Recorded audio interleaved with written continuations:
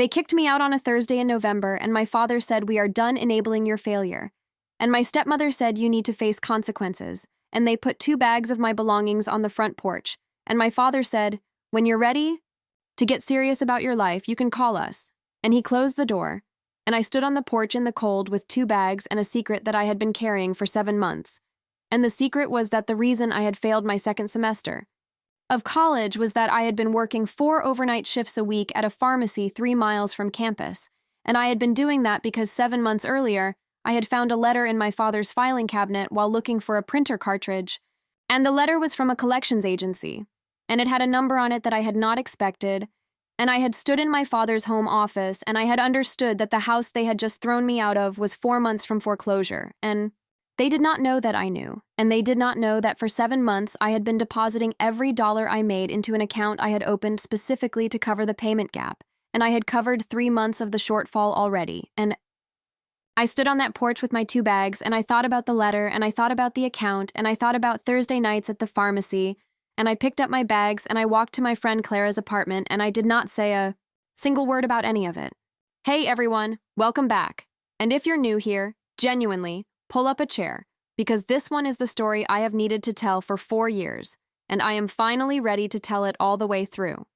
My name is Lily Hargrove, and I am 26 years old, and when I was 21, my father and stepmother threw me out of the house for failing my college courses, and what they did not know then, and what I am going to tell you now, is that I was failing those courses because I was working overnight shifts to secretly cover the mortgage payments on the house they were throwing me out of.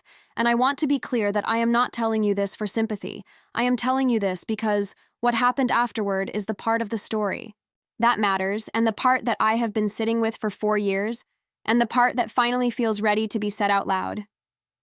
My father married my stepmother Karen 3 years before this when I was 18, and Karen was not unkind.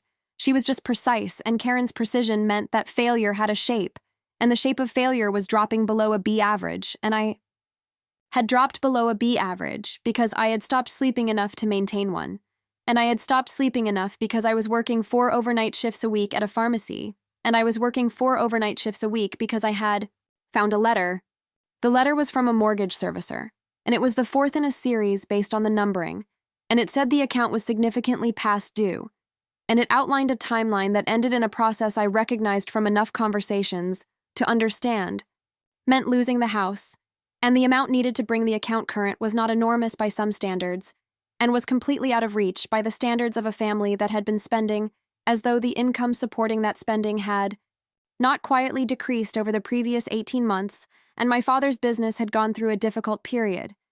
He had not mentioned to anyone, and I knew this because the letter was detailed, and because I had stood in his office long enough to read it twice, and I had put it back exactly where I had found it, and I had gone back to my room, and I had sat on my bed, and I had thought about my father, who was a proud man, in the specific way that makes asking for help feel like a smaller death, and I had thought about Karen, who managed the household with a precision that required believing everything was under control, and I had thought about my younger brother Sam, who was 15, and who was in the middle of his sophomore year at a school he loved, and I had thought about all of it, and I had opened my laptop, and I had applied for every overnight shift position within 3 miles of campus, and the pharmacy had called me back within 48 hours. For 7 months, I worked Sunday, Monday, Wednesday, and Thursday overnight, and I slept in 3-hour windows between shifts and classes, and I stopped being able to focus in lectures, and my grades went from a B average to a D average over 1 semester, and my academic advisor sent a warning letter to my home address. And Karen opened it because she managed the household mail with her particular precision, and she showed it to my father, and my father called me and said, "What is happening?" And I said, "I've been having a hard semester," and he said, "This is unacceptable." And I said, "I know." And he said, "We are paying for this education," and I said, "I know, Dad," and I did not tell him about the letter, and I did not tell him about the pharmacy, and I did not tell him about the account I had opened, or the 3 months of shortfall payments I had already made, because my father was a proud man, and because telling him would have required him to know that I had found the letter, and I had decided that his dignity was worth more than my grade point average, and I had been right about that, and I had also not anticipated that the consequence of his dignity being protected would be 2 bags on a front porch on a Thursday in November. I stayed at Clara's apartment for 6 weeks, and I kept working the overnight shifts, and I kept making the deposits. And in the 7th week, something happened, which was that the account came current and the foreclosure process stopped, and nobody in my family knew why, and nobody in my family knew it had been happening. And I sat in Clara's kitchen at 6 in the morning after a Thursday overnight shift, and I looked at the confirmation email on my phone, and I felt something that was not quite pride and not quite relief and was most accurately described as finished. And then I called the pharmacy and I reduced my shifts to 1 per week, and I re-enrolled in my courses and I moved my focus back to where it needed to be, and I did not call my father, and I did not explain anything, and I let the Thursday in November sit where it was, because some things need time before they can be said correctly. 4 months after the Thursday, my father called me and said, "Lily, I need to talk to you," and I said, "Okay." And he said the house came out of a difficult situation recently, and I said, "I know, Dad." And he went quiet, and he said, "What do you mean? You know?" And I said, "I found the letter in your office when I was looking for a printer cartridge." And he said, "That was 7 months ago." And I said, "Yes." And he said, "Lily." And I said, "I didn't want you to know I knew, because you would have felt differently about accepting help." And he said, "What help?" And I said, "I opened an account, and I covered the shortfall for several months until the account came current." And he said, "You were working?" And I said, "Overnight shifts at the pharmacy." "Yes." And he said, "While you were in school?" And I said, "Yes." And he said, "That's why your grades?" And I said, "Yes." And he said, "We threw you out." And I said, "You did." And the phone was very quiet. And I heard my father do something I had heard him do only once before in my life, which was cry, and not the kind of crying that comes from sadness specifically, but the kind that comes from understanding something about yourself that you cannot unfind. And he said, "Lily," and I said, "It's okay, Dad." And he said, "It is not okay." And I said, "I know." And he said, "Why didn't you just tell us?" And I said, "Because you needed to not know." And he said, "I don't understand." And I said, "I know you don't."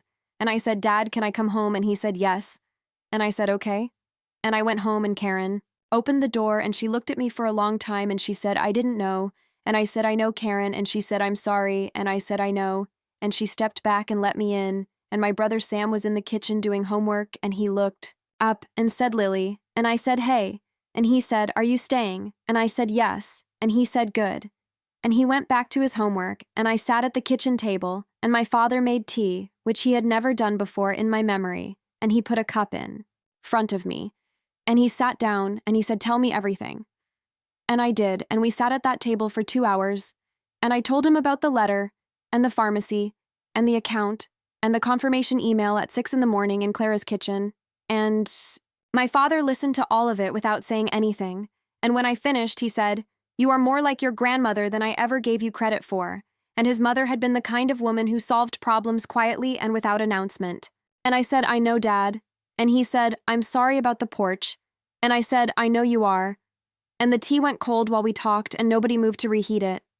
And that was the most honest evening my father and I had ever spent together, and it happened because a collections letter had a number on it that I had not expected, and because I had made a decision in a home office at 19 that some things matter more than being understood, and I had been right, and I would make the same decision again, and the only thing I would change is that I would have found a way to keep my grades up too. But I was 19, and I was doing the best I could with what I had, and I think that is enough, and I think my father thinks so too now.